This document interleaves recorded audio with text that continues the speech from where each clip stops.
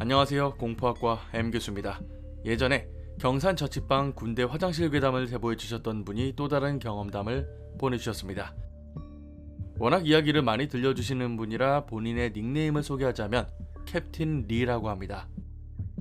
해석하면 이장군님인 것 같은데 오늘도 무서운 경험담 2편을 보내주셨습니다. 가시죠.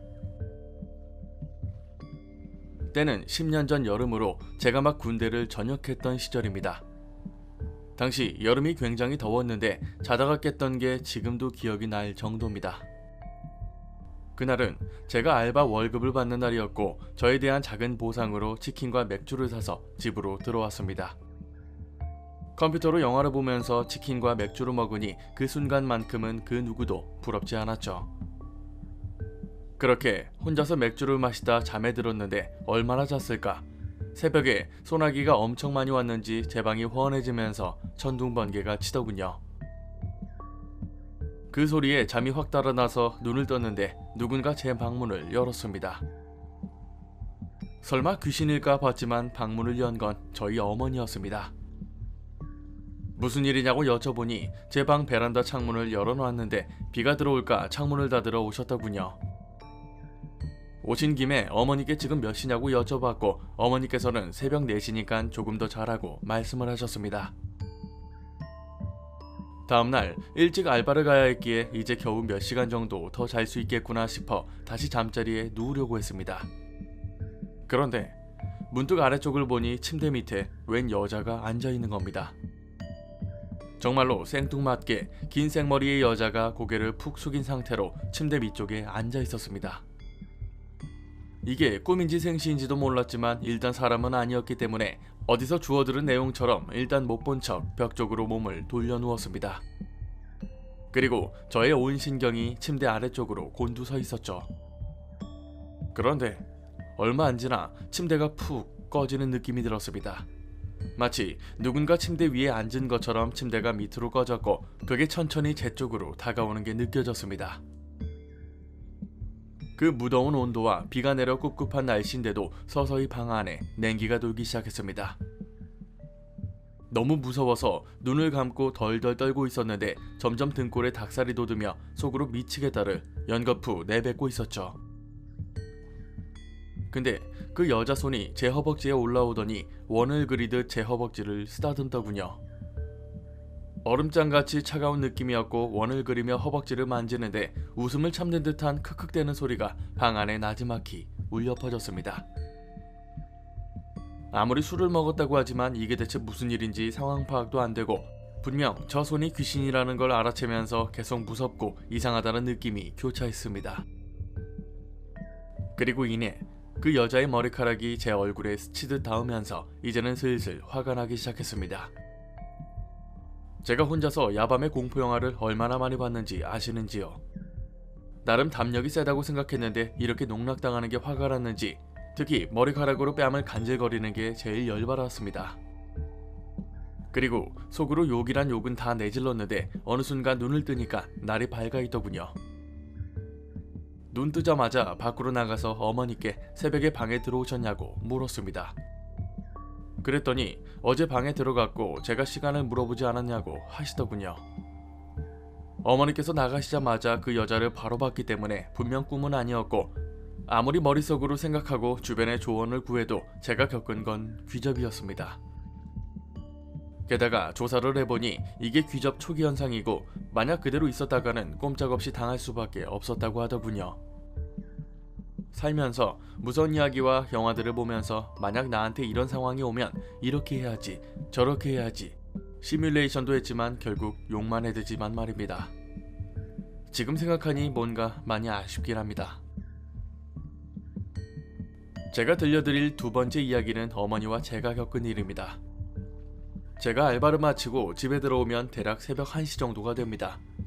앞서 있었던 귀접 사건 이후 5개월 정도가 흘렀을 시기였는데 그날은 워낙 추웠던지라 1시라도 빨리 집에 가고 싶었습니다.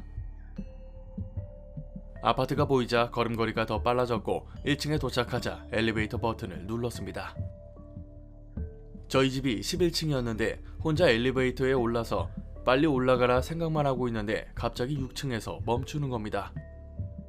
순간 이상했던 게 내려가는 것도 아니고 올라가는 건데 그것도 이 엄동설한 오밤중에 누가 엘리베이터를 탈까 의문이 들었습니다. 서서히 엘리베이터 문이 열렸고 앞을 보니 아무도 없더군요.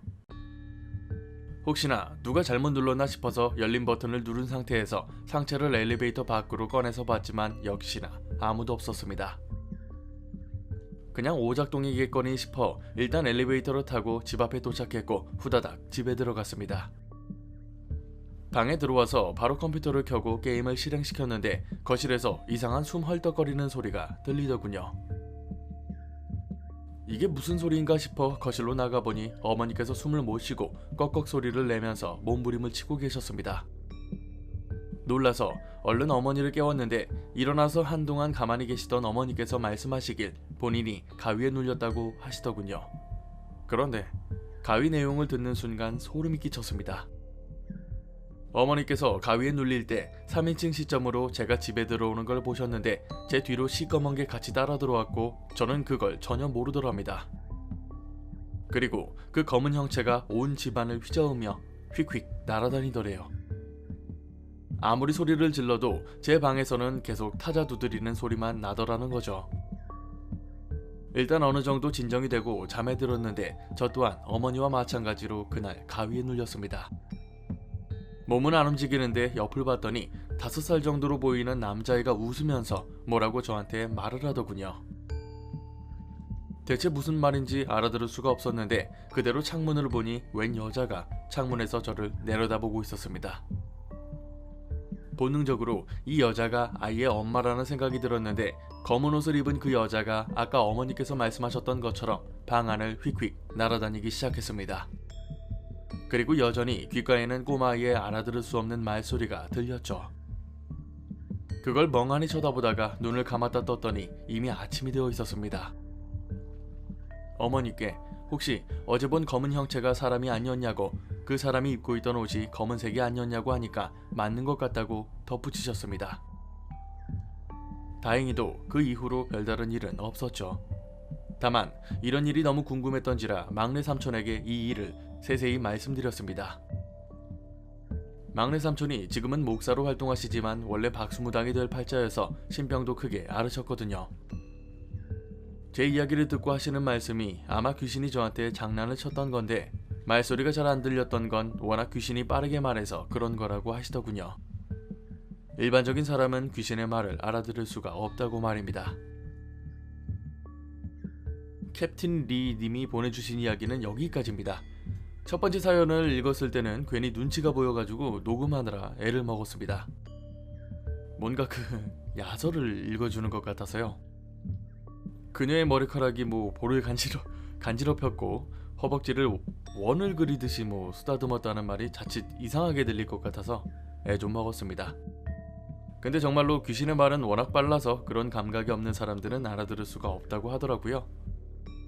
보통 영화 같은 걸 봐도 귀신이 엄청 빨리 말하는 장면이 간혹 나오는데 이런 게 반영된 거라고 보면 되겠죠. 오늘 강의는 여기까지입니다. 재밌게 봐주셨다면 공포학과에 입학 부탁드립니다. 공포학과 M교수였습니다.